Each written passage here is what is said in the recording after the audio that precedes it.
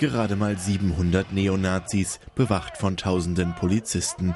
Und schon nach wenigen 100 Metern müssen sie umdrehen. Der Aufmarsch in Berlin, für die rechte Szene eine schwere Niederlage und ein Riesenerfolg für die, bis auf wenige Ausnahmen, friedlichen Gegendemonstranten.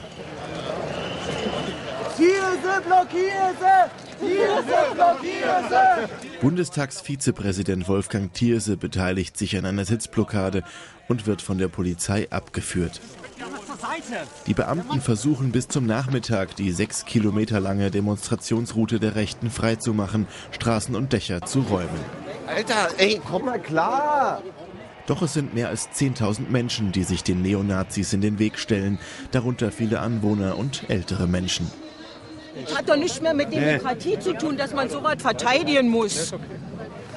Hallo! Hallo, ich wohne hier. Wir werden noch Nein, runter. nie im Leben gehe ich da rüber. Spulen Sie doch einfach mal runter. Nein, ich spule nicht runter, nie im Leben. Hier wohne ich. Wir hatten genügend Zeit, sich zu entfernen. Am Ende drehen Wasserwerfer und Neonazis ab. Die Polizei hat den Veranstalter davon überzeugt, dass eine Fortsetzung des rechten Aufmarschs nicht möglich war. Die Berliner haben eindrucksvoll bewiesen, was sie von Rechtsradikalen halten. 1. Mai nazifrei heißt das Bündnis, das die Proteste organisiert hat. Ziel erreicht. Was bleibt, ist Ton und Spott für die kläglich gescheiterten Neonazis. Ich warte jetzt auf den einzelnen Nazi, der noch hier vorbei marschieren muss. Kommt der Nazi noch? Können Sie mir das sagen? Weiß ich auch nicht. Also auch nicht. Na gut.